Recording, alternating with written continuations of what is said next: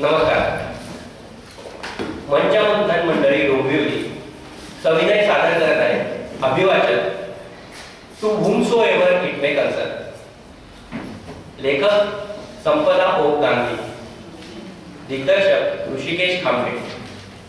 सादर करत आहेत अंजोर वाडेकर, सम्राज्ञी जोशी, मी ऋषिकेश खांबेटे आणि समीर जडे. सादर करत आहोत टू whomsoever.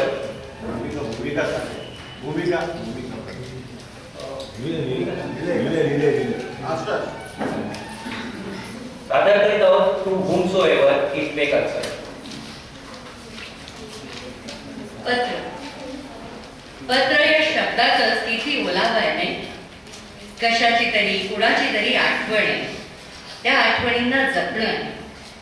मंडळी, पत्र म्हणजे काय आहे? तर पत्र म्हणजे माझ्यासाठी कोणीतरी लिहिलेले शब्द आहेत. त्या लिहिण्यामागे त्यांच्या भावना आहेत. पत्र लिहिण्याआधी त्यांनी केलेला विचार, नुसत्या प्रेमाची किंवा भावनांची देवाणघेवाण नाही, तर मायेनं दिलेले सल्ले आहेत. कधी कधी आपुलकीने विचारलेले प्रश्न आहेत. कधी कुठे हरवलो तर दिलेलं ज्ञान आहे. पत्र म्हणजे या अशा असंख्य गोष्टी आहेत. पत्रांना कसलीही बंधनं नाहीत. पत्र कोणत्याही विषयावर असू शकतात.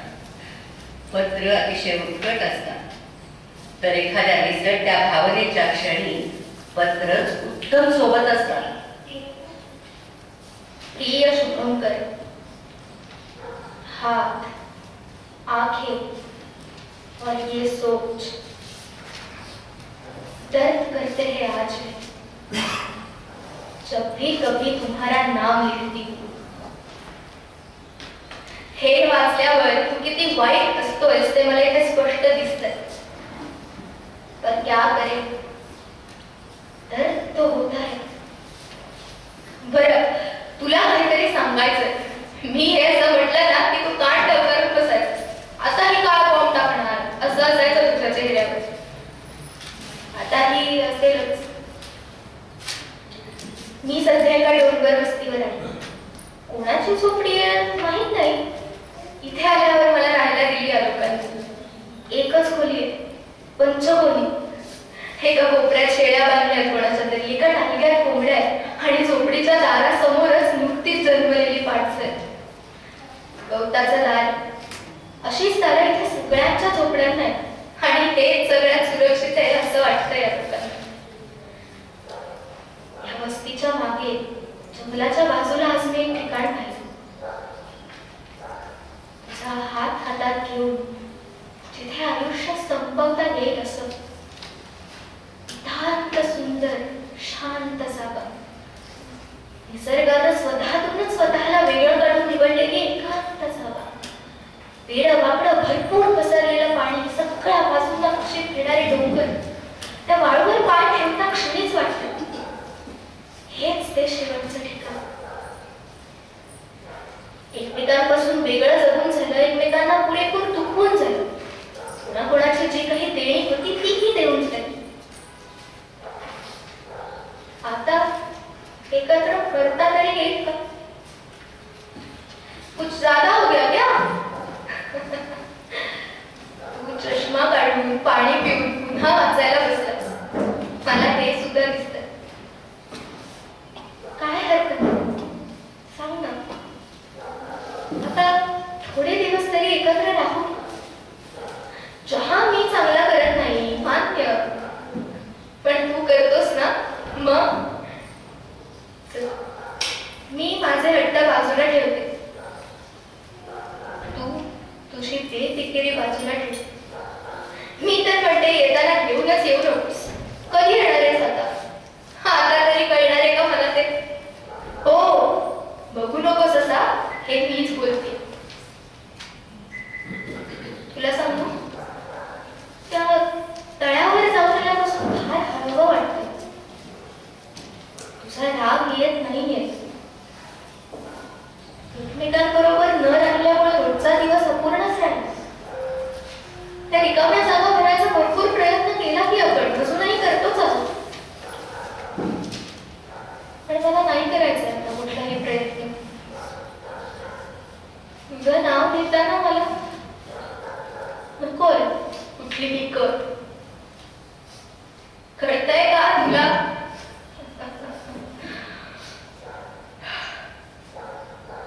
कधी पोहोचणार हे पत्र तुझ्याकडे, ते तू कधी याचं उत्तर पाठवणार? पण हे आता लवकर. कधी कुठल्या पत्रात लिहिलं नाही ते ह्या पत्रात लिहिते. जो कधी तुझी वाट पाहतील, तुझी वीणा.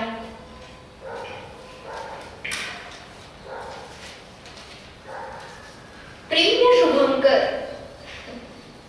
पुढे अपघाती वळण आहे, वाहने सावकाश चालवा. हे मी नाही म्हणते, इथे रस्त्यात दर थोड्या अंतरावर या पाट्या. नाही, हा टोपणा वगैरे नाहीये. मला आता खरंच जाणवतं की इथे अशा पाट्या असतात तशा तुझ्या इथेही असतीलच. मग तुला दिसल्या नाहीत का त्या? बरं जाऊ दे, मी कितीही चिडले तरी तुला तिच्यापासून काय फरक पडणार आहे, नाही का? तू मस्तपैकी तिथल्या हॉस्पिटलच्या बेडवर पडल्या पडल्या हसत असशील. मला कधी कधी वाटतं ऍक्सिडेंट तुला नाही होत, तू होतोस ऍक्सिडेंटला. आणि तुला आठवत सुद्धा नसेल तुझे किती अपघात झालेत ते.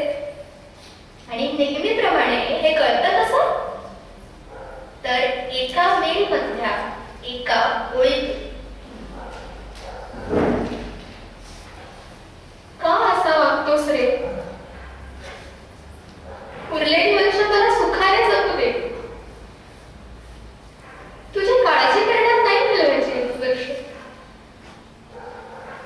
आणि काय म्हणायचंस? मला सिंहासारखं जगायचंय आणि सिंहासारखंच करायचंय. मग सिंहाचा बेडवर पाय भिंतीला लटकवून नाही राहत. आणि तुला भले किती वाटू दे तू सिंह वगैरे आहेस, पण मला तू कायम काळविटासारखाच वाटतोस. माझ्या देखील काळविटा इतका सुंदर आणि रुबाबदार प्राणीच नाही दुसरा. कशा त्याच्या त्या सगळ्या उत्सुक मालकाच्या अवतीभोवती फिरत असतात. एक काळवीट एका मादी बरोबर 4-5 वेळा मीटिंग करू शकतो. तुला का आठवण करून देते मी याची? तेही आता ओरिसाच्या जंगलात मेलेला काळवीट बघितल्यावर मी किती रडले होते, आठवतंय का?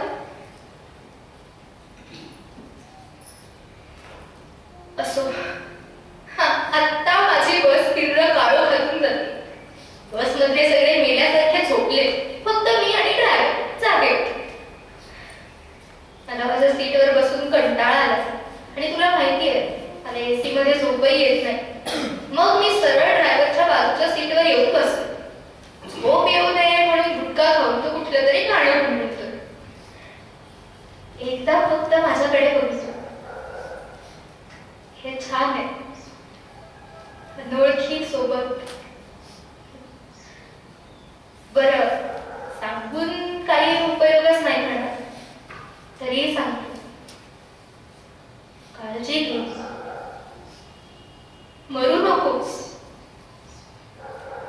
I do not have the courage to see my stag laying on the road in toad and teared condition. आपल्याला भेटायचंय, लक्षात ठेव. तुझी वीणा. प्रिय वीणा, तुला तुझ्या ठिकाणी एक तळ सापडलं. मला माझ्या ठिकाणी अशीच एक नदी सापडली. गंमत म्हणजे सगळं शहर वर्तमानातून भविष्यात गेलं. वर्तमानाचा भूतकाळ झाला तरी ही नदी, इथला परिसर किती काठ असाच आहे. तिकडे पलीकडच्या रस्त्यावर एक पुरातन पडकं बांधकाम आहे. की काय ते समजत नाही. कधी वाटतं एखाद्या शेकडो वर्ष जुन्या घराचे अवशेष असावे, कधी वाटतं प्रवासी लोकांच्या निवाऱ्यासाठी काहीतरी बांधलेलं आहे. एकदा पलीकडे जाऊन बघायचा विचारही केला, पण मग अचानक भीतीच वाटली. एकदा काय आहे ते कळलं की संपलंच ना सगळं. त्यापेक्षा इथून बघायला तेच जास्त सुखावं वाटतं. तुला शेवटचे तरी काही दिवस एकत्र घालवावे तसं का वाटतं? माझ्यासोबत मरावं असं का वाटतं?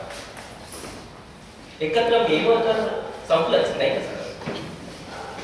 मला नाही कधीच कसं वाटतं. म्हणजे मी पहिल्यांदा ही नदी बघितली तेव्हा मला काय वाटतं ते सांग. आपण दोघं इथल्या मोठ्या खंडावर बसलो, पाण्यात गळ लावून मासे बघायला. किती तास झाले एकही मासा मिळत नाही. तू म्हणते झोपले का रे सगळे मासे? मी म्हणतो अगं मेटिंग सीझन सुरू आहे त्यांचा, वर येऊन श्वास घेतील इतका सुद्धा वेळ नाही त्यांच्याकडे. म्हणजे आपणच मूर्ख काय? मग असं बसण्यापेक्षा आपणही आपल्या वेळेस आरती लावला असतात. आणि यावर आपण दोघं खूप हसतो. इथे आलो की मी अशी दिवा स्वप्न खूप बघतो. या नदीचं खरं नाव प्रचंड मोठं आहे आणि इथल्या भाषेमध्ये तुम्हाला उच्चार नाही येत. मी सरळ हिला गंगा सांगतो. मग मला देवप्रयाग जवळची गंगा आठवते. माझा मदतीच आहे ना तो झैली, तो सुद्धा आता या नदीला गंगा सांगतो. तुला अजून एक किस्सा सांगतो. तुझी सगळी पत्र नेहमी इथे माझ्या समोर टेबलवरच असतात. तुझ्या पत्रांना उत्तरं दिली नाही अशी, पण राहतं ठिकाण बदललं की पत्ता आठवणीने मेल करतो. कारण उरलेल्या आयुष्यात कधी एकत्र आलो नाही तरी तुझी पत्र आलेली मला हवी आहेत. काय स्वार्थीपणा आहे असे, आणि असू दे असं. म्हणजे तुझ्यावर एक जबाबदारी मी कायमची टाकतो असं म्हणा होतं. एकदा धैर्याने मला विचारलं की हे कोण आहे जे तुला इतकी पत्र लिहितं? किती वर्ष झाली? माझ्याकडे या प्रश्नाचं उत्तर आहे. तुझ्याकडेही नसेल नक्कीच. तू कोण आहेस यापेक्षा तू आहेस हेच आपल्याला एकमेकांना पुरेसं आहे, नाही का? एकदा आपल्याला कळलं, जाणवलं की आपल्यात असं काहीतरी आहे जे जगाला दिलं तर संपणार नाही, उलट घडेल, तर आपण काय करू? एका जागी स्वस्त बसू. तुला जमलं का एका जागी बसायला? मला जमतं. सगळ्याची उत्तर नाही. आपण काय करतो तर आपण प्रवाही होतो. मग सांग बरं, एकत्र मरायला तरी आपल्याला जमेल? मला तर असं वाटतं की मी गुपचूप मरावं. कोणालाही, अगदी तुला सुद्धा ते कळू. तुझी अशीच माझ्या नावे पत्र येत राहील, उत्तराची वाट न बघणार. तुझा शुभ. पत्र कवितेसारखी असू शकतात. पत्र छोटी मोठी पुस्तकासारखीही असू शकतात. पत्र इतिहासाचे पुरावे असतात. पत्र म्हणजे कोऱ्या कागदावर घाई लिहिलेली चिठ्ठी असते, तर पत्र म्हणजे कधी तातडीने पोहोचवलेली तारही असते. पत्र म्हणजे आगत्याचं निमंत्रण असतं. पत्र म्हणजे धन्यवाद देण्यासाठी जोडलेले हात असतात. प्रिय सत्तू, आज रूमवर आल्या पहिले हे पत्र लिहायला बसले. ठरवलं होतं की तुझं पत्र आल्याशिवाय मी लिहिणारच नाही तुला पत्र. आपल्यात ही कुरकुर अजूनही चालते, म्हणजे आपण बहुतेक मोठ्या झालोच नाही होत की काय. इतक्या गडबडीने पत्र लिहायला घेतलं, कारण आज मला तुझं मंगळसूत्रवाला बाबा भेटला होता. बसला ना धक्का. झालं असं की काही दिवस मी कडचईला आले. आजच्या काळातही भयंकर असुरक्षितता आणि अज्ञान काही गावांमध्ये आहे. इथे या गावात एका तरुण मुलीने विहिरीत उडी घेऊन आत्महत्या केली. ती गरोदर होती. ह्या प्रकरणाची सगळी माहिती मिळवायचं काम आलंय माझ्याकडे. तर इथे यायचं म्हणून बस पकडायला बस डेपोमध्ये पोहोचले.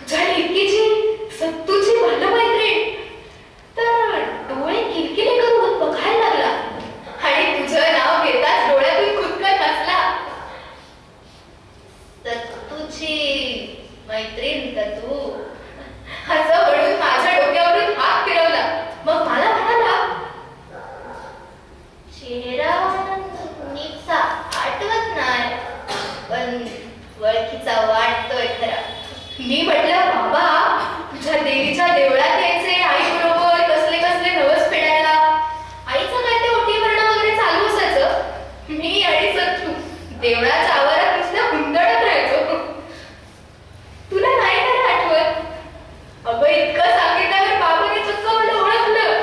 म्हणाला, खानावळवाला मावशीची चित्रा. मला इतका आनंद झाला म्हणून सांगू. मला म्हणाला, पण मला कसं काय ओळखलंस? तर मला हसूच आलं. म्हटलं, बाबा, अरे अख्ख्या जगात मंगळसूत्र, हिरव्या बांगड्या, लाल कुंकू लावणारा तू एकच पुरुष असशील. तुला कसं नाही विसरेन मी? आणि तू तर माझ्या मैत्रिणीचा बाबा. मग सत्तू, आज इतक्या वर्षांनंतरही बाबा तसाच आहे.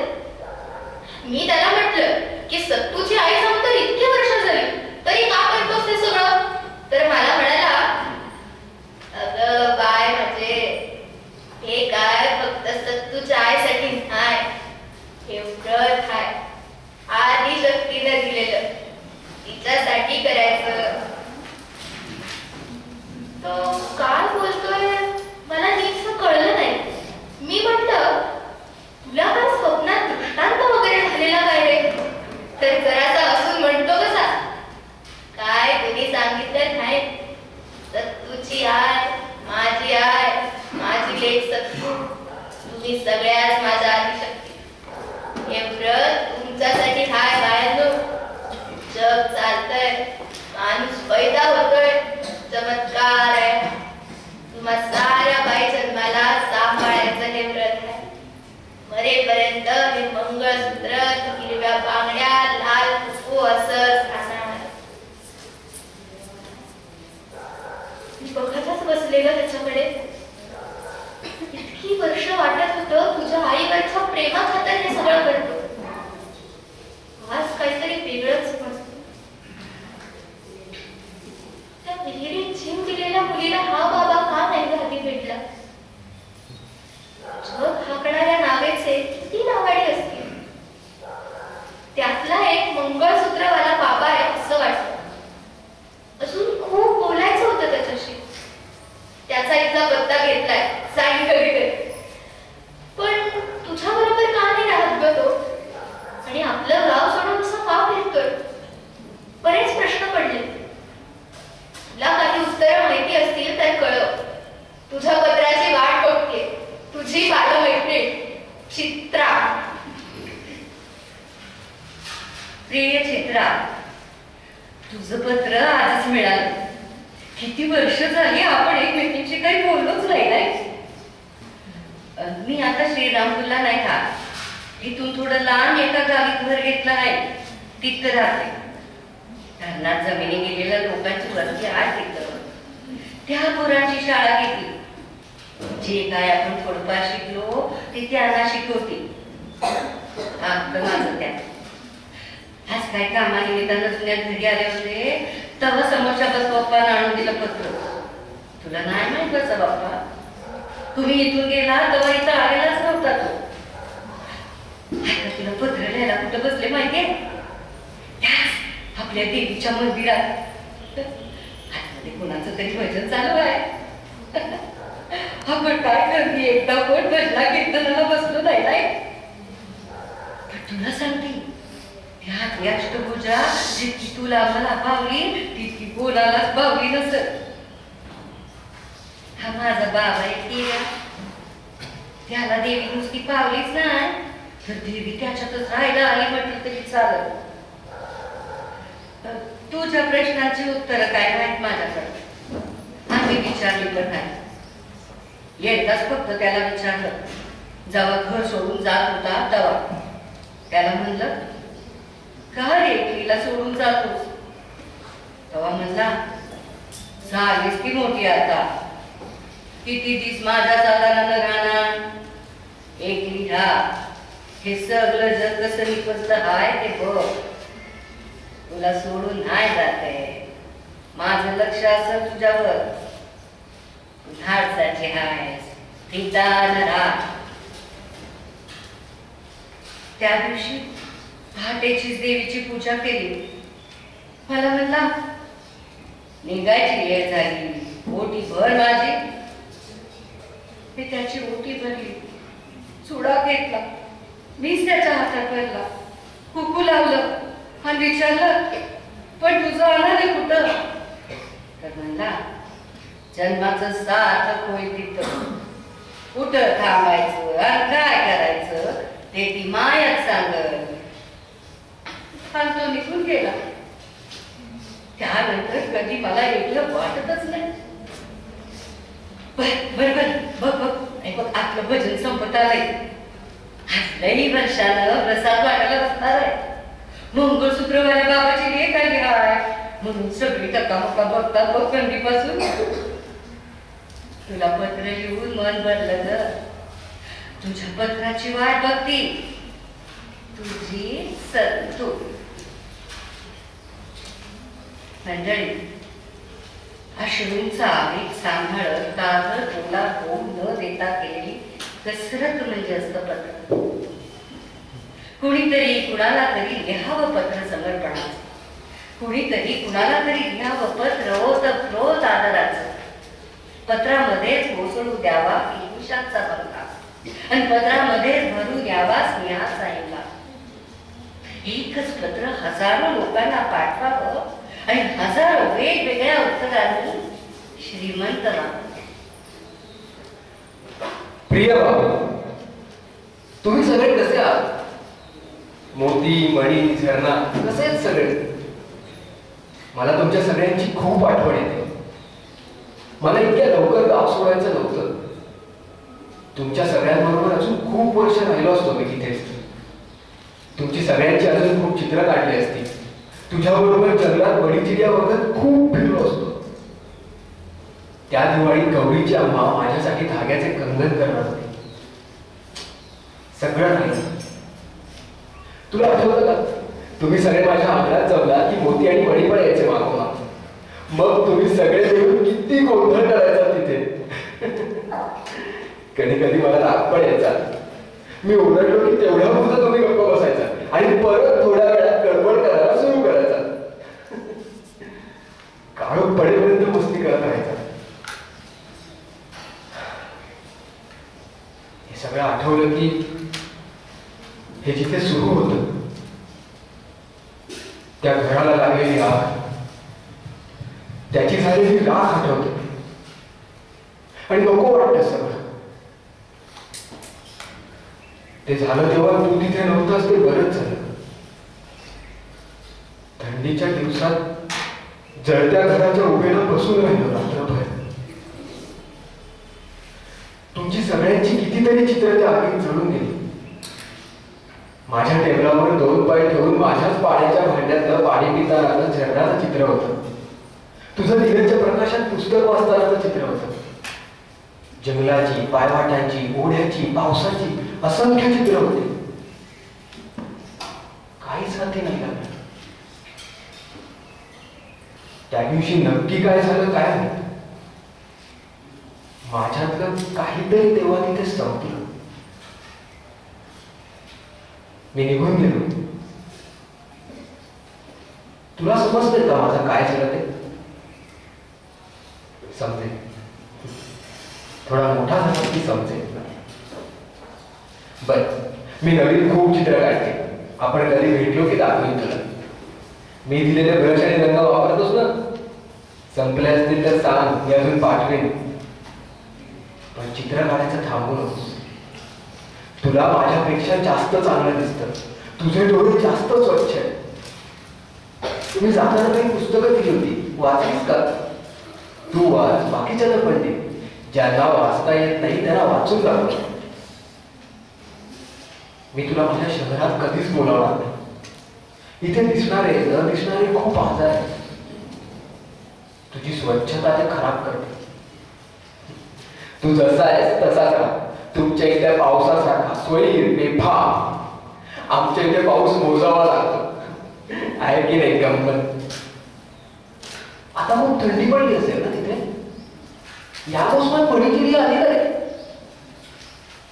तुला दिसली की सांग. माझ्या शहरात पण आहेत पक्षी, पण ते फार केविलवाणे दिसतात.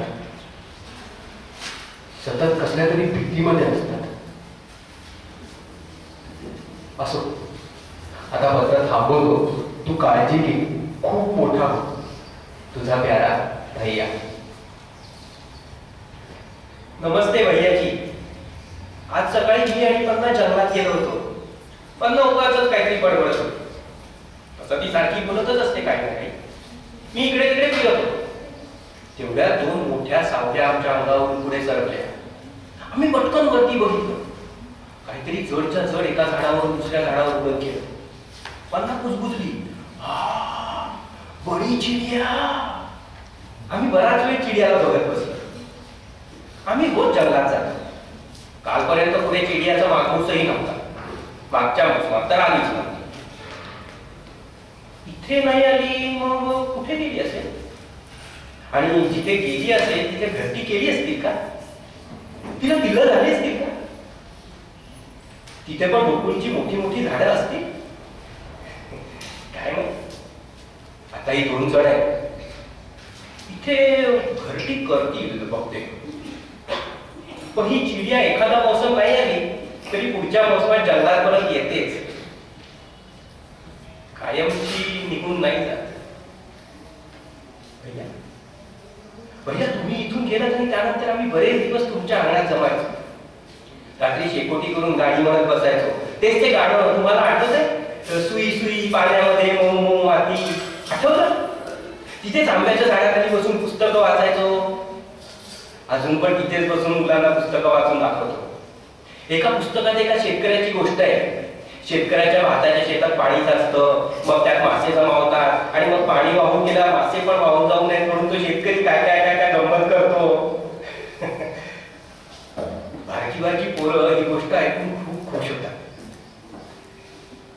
पण मला तुमच्यासारखं वाचता येत नाही.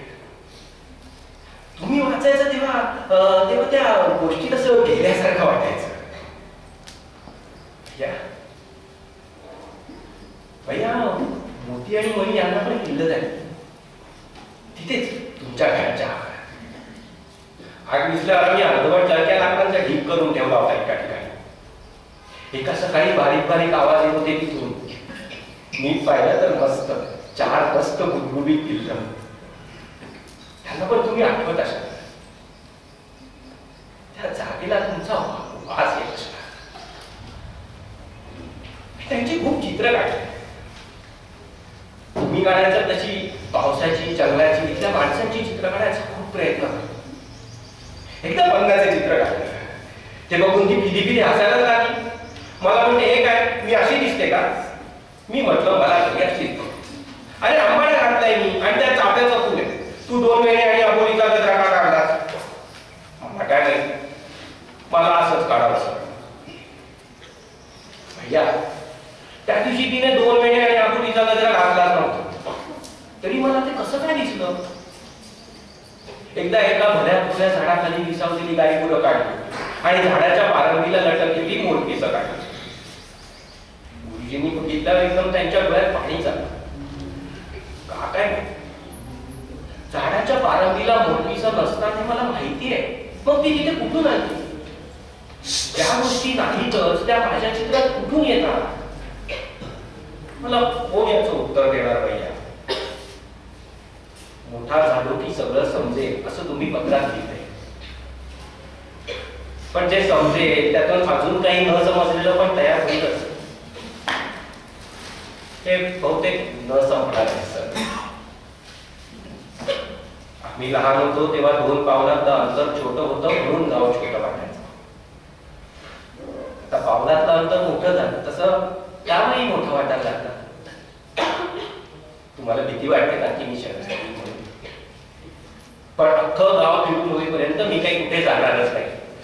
तेव्हा तुम्ही काळजीच करू नका. तुमचा प्यारा गाव. आपण सगळे पत्र लिहित होतो तेव्हा जास्त सुसंवादी होतो. वेळ लागायचा पण काही नव्हती. भराभर मोठं होण्याची भाव नव्हती. आज संवादाची माध्यम तरी माणूस लांबच आहे माणसापासून. पत्र लिहिताना संवादाच्या लहरी दिसणार नाही पण पसरतील सगळीकडे. आणि पुन्हा एक नवी यंत्रणा सुरू होईल संवेदना जपण्यासाठी. चला एक मनमोकळं पत्र लिहूया कुणाला तरी.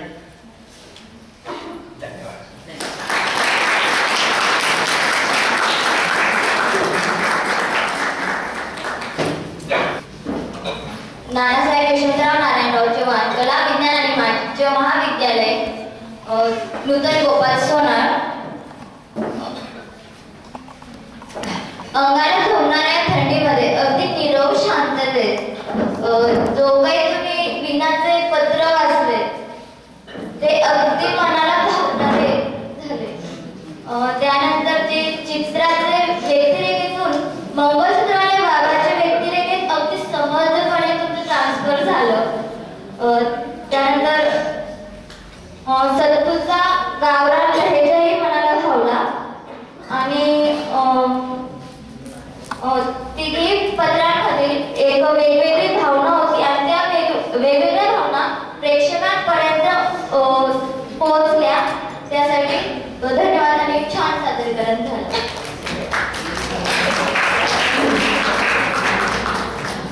मला खूप छान वाटलं कारण आत्ताच्या पिढीला मोबाईलवरती शॉर्टमध्ये लिहायची सवय आहे. त्यावेळेला इतकं छान असं भावनिक पत्र तुम्ही वाचलीत वेगवेगळी आणि त्याच्यामधनं थोडंसं काही एक म्हणजे वेगवेगळ्या व्यक्ती होत्या. मला वाटतं एक कथानक पूर्ण असं सगळं काही आहे का पण तसं नाही. वेगवेगळ्या ठिकाणची पण छान म्हणजे एक गोष्ट नसली तरी छान गोष्ट पोहोचली असं मला वाटतं. चला तुमचं खूप खूप अभिनंदन.